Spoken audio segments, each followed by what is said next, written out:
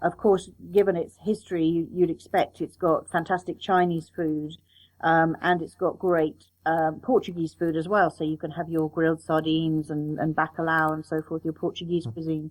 And of course, loads of international food as well. But what it also has, it has its own unique cuisine called Macanese food. And Macanese is a blend not just of the Portuguese and the Chinese blending together, but of course the Portuguese were great explorers, and the various places they stopped on their trading routes have also influenced the Macanese food. So you've got influences from India, from Africa, South America, and Malaysia, all in the Macanese food, which is wonderful. You get a lot of fresh seafood, and there's lots of spices like chili and turmeric and coconut used in Macanese food. The other thing is they have a great sweet tooth there, so there's lots and lots of pastry shops. It's very famous for its pastry shops.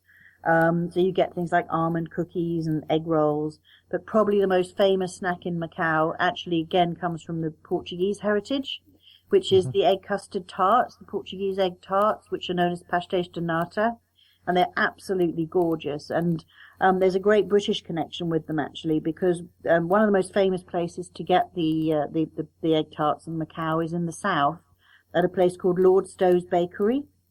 And this was actually founded by a Brit, an Englishman called Andrew Stowe, and he founded the bakery in 1989. And it's actually now still run by his sister, Eileen Stowe. She's lived in Macau for over 20 years. And they are just the most amazing, gorgeous things. So we always recommend that people do that when they go to Macau. Go and have an egg tart from Lord Stowe's Bakery. Admit it, have you ever overdosed on them? Oh, yes, you can't just have one.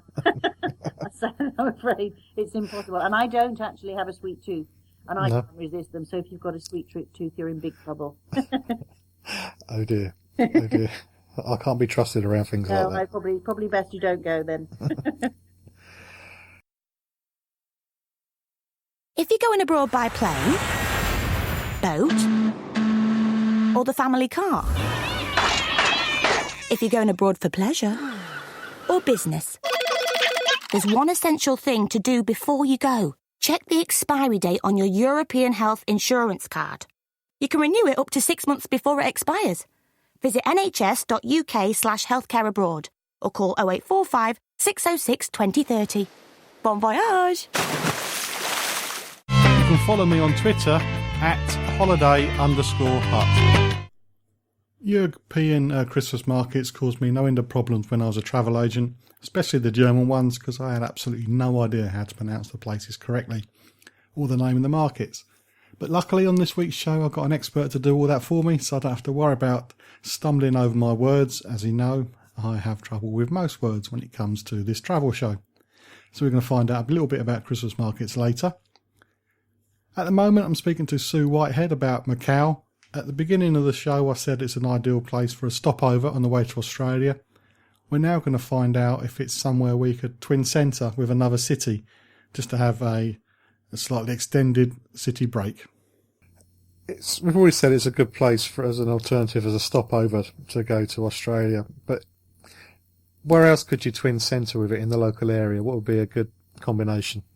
Yes, but as you said, Hong Kong is the obvious combination, not just, as you said, a stopover en route to Australia and New Zealand, but actually a twin centre with Hong Kong makes sense. They're only 40 miles apart, and as well as the direct fast high-speed ferry from the airport, you can also get the ferries into the centre of Hong Kong. So the two complement each other very well, Hong Kong with its British background and influence, and Macau with the Portuguese influence. So they really are two nice complementary destinations. But you can fly into Macau, because Macau does have an airport, as I said, from all sorts of places in the region. So you could twin it with Singapore, with Thailand, Malaysia, and a number of cities in mainland China. So if you were doing a tour of China, for example, you might want to finish up with a couple of nights in Macau. Okay. Actually, the other thing to point out is what's going to make it even easier is that they're currently building a bridge between Hong Kong and Macau, which is due to open in 2016.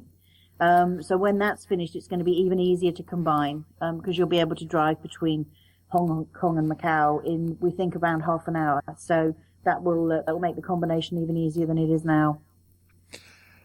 Actually, I've got a phobia about bridges, so I think I'll just stick to the ferry. Oh, you'll stick with the ferry then, okay.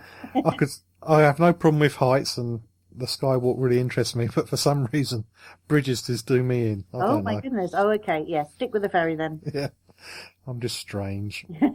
Or fly in from somewhere else. Combine Yeah. it with Thailand or somewhere and fly in. I should do that. Are there any big events planned for 2014? Yeah, well, 2014 actually marks the 15th anniversary of the handover, so I'm sure there'll be some celebrations around that. We don't know what they're going to be yet. But every year, actually, Macau has a really exciting program of events and festivals right through the year, from sporting events to sort of traditional cultural events. One of the key highlights every year is the Grand Prix. Macau has a Formula 3 Grand Prix, which actually celebrated its 60th anniversary in 2013. It's on a street circuit. It's apparently one of the most challenging street circuits in the world. They also have in September an international fireworks display contest where teams from around the world go into Macau and compete with each other to put on the best and most spectacular fireworks displays. That's a great one to see. Lots of traditional Chinese celebrations like Chinese New Year. In the summer, there's dragon boat racing competitions. So there's always something pretty much whenever you go to Macau to see or do. It's a long way to go. Is it the sort of destination which you'd be better off using a travel agent or a tour operator, or is booking direct quite simple? You can do it either way, to be honest with you. Both are possible, by all means. All I would say, I think, is if you are combining Macau as part of a wider holiday in the Far East, which is generally what people are doing, combining it with one or two other places, where you may then be needing to combine, lots of different flights into one itinerary. Then obviously if you go to an expert travel agent or tour operator that specializes in the region, then they'll definitely have the expertise to put together a straightforward itinerary for you. But it is possible to do it on your own, but you can do it either way. But I would say for the more complex itineraries, then you may be better to work with a tour operator or an agent. Okay. And finally, how can we find out more about Macau? Okay, well, you can do one of two things. You can either call us at the tourist board on 0845 498 9983, or you can visit the website, which is www.macautourism.gov.mo. So macautourism.gov.mo. Okay, great. Thanks, Sue. Thank you for your time. My pleasure. Thanks very much. You can keep up to date with travel news and leave me a message at facebook.com/John Guinn Travel Show. When it comes to markets, to me, when it comes to English markets anyway, I've not done any in Wales or Scotland, so I'm just going to talk about England. It's a load of tacky stuff on sale for cheap. And when I was a kid at school, it meant buying a load of little sweets called teddy bears and lobbing at each other at the school assembly, which is also on the same day as market day. But that was it. I couldn't really see the attraction of visiting a market. But European Christmas markets are different. They're a lot more classy, and they're very festive as well, obviously, Christmas markets. As I mentioned earlier in the show, I have trouble pronouncing them when I was a travel agent, so I preferred doing the sales via email. That made life so much easier for me. But I'm glad to say I've got an expert. He was on a couple of years ago talking about Christmas markets, and I thought as it's getting festive and there's still time to pop over to Europe to check one or two of these out, I thought I'd put the interview back on again for those who missed it first time round. And because it's an early interview, it's kind of before I've really found my feet in interviewing people, so it's a little bit scratchy, and the equipment I used wasn't great either. But please do bear with it, and we're going to make a start with it now. My name's Paul McTiernan. I'm the operations director of Leisure Holidays. Leisure Holidays being one of the market leader in European coach touring. We're going to be talking about Christmas markets this morning.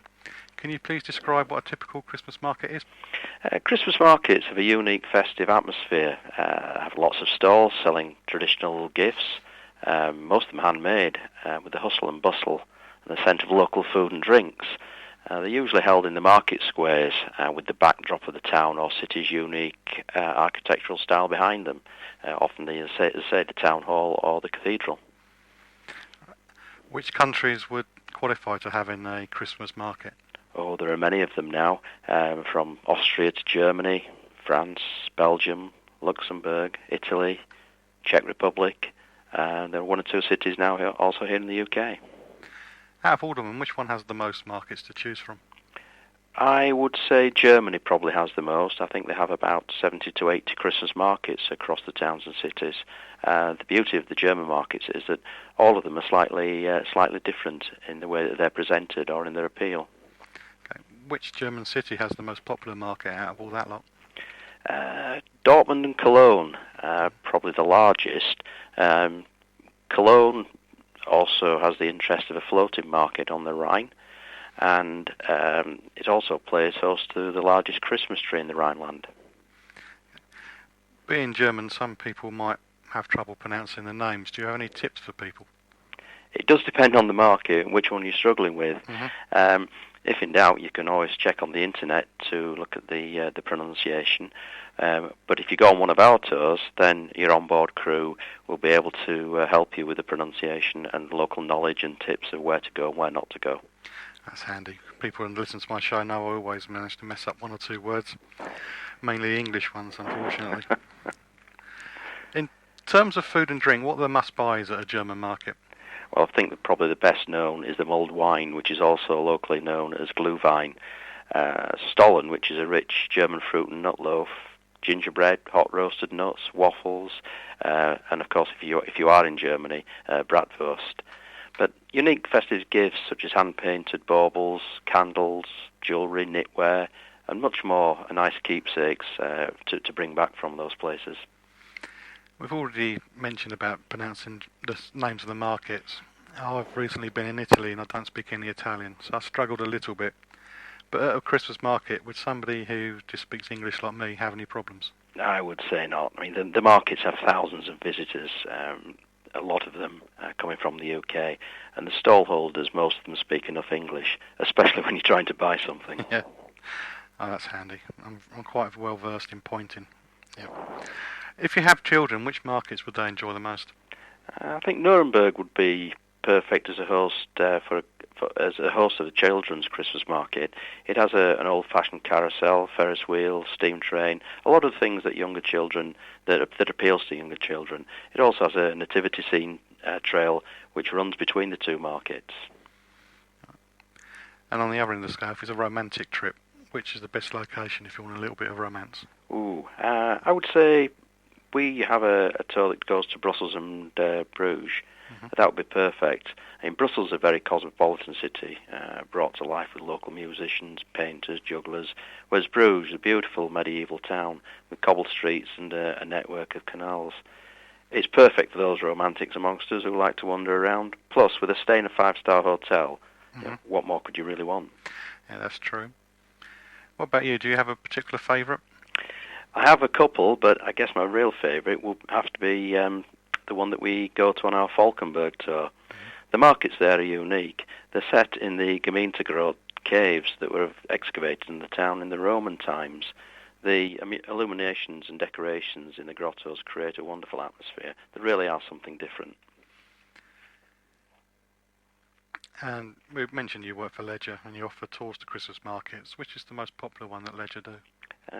Good question. I would say probably Cologne. It offers 7 Christmas markets, nativity scene displays, huge ice rink. It offers great value, starting from only £169 for a 3-day break.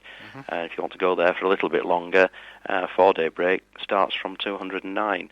And the beauty of Cologne is it's such a large city, but there's a fantastic Altstadt, Old Town, to go out as well once you've done the markets.